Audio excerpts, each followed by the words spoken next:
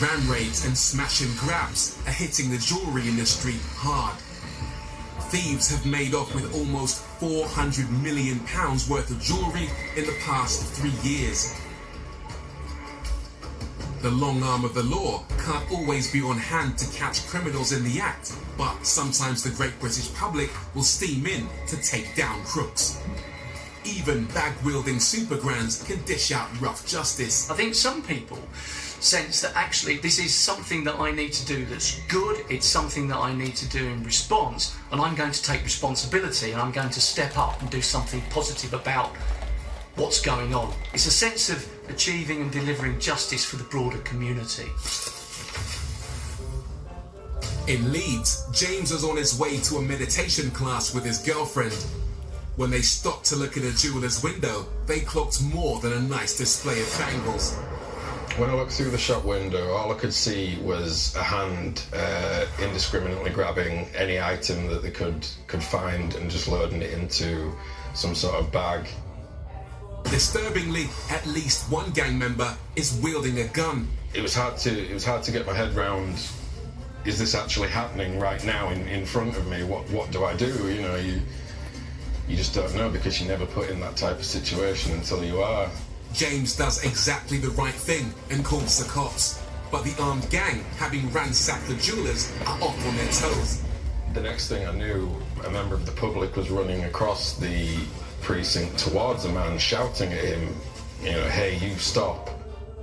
One of the jewellery thieves has been rumbled and is coming straight towards James. I realised I needed to do something there and then.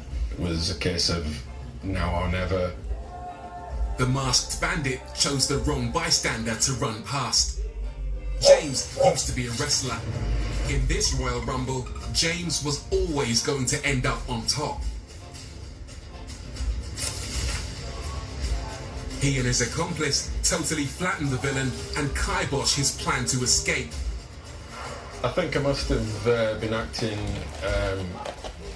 quite a lot on instinct because he was that close. It just made sense to try and stop him, really. It might not have been the most elegant of takedowns, but as any cop knows, sometimes you just have to do what it takes to get a criminal on the ground. Tackling the crook was a massive risk. James had no idea who he was taking on or what they had on them. All I remember thinking was, if he's got a knife, he's going to stab me now, you know. James and his fellow street fighters had put themselves right in the firing line. There were still 2 other jewel thieves at large. My initial thought was, they come out now whilst I'm holding him down, are they going to come and attack me? It was quite nerve-wracking. Drawing on his grappling background, James keeps the robber firmly in place with a classic wrestling arm lock. I bet the cops wish that all arrests could be this easy. 2 other gang members had legged it, but for James, apprehending the one villain was more than enough. Afterwards, the adrenaline kicked in, and, you know, I had to go then do a meditation class hyped up. You know, it was unreal. James's brave deed is even more amazing considering he's partially sighted due to being a type 1 diabetic. I've often not been able to pick out close friends and family members at the other side of the road who were waving at me. It's a good job I tackled the right guy when you think about it.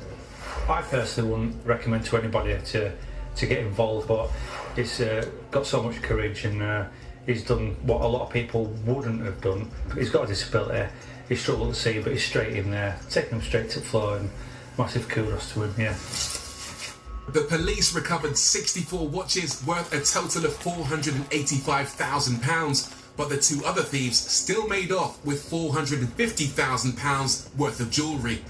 They were eventually arrested in Manchester, and the 3 jewellery thieves were found guilty of conspiracy to rob and sentenced to a total of 51 years in prison.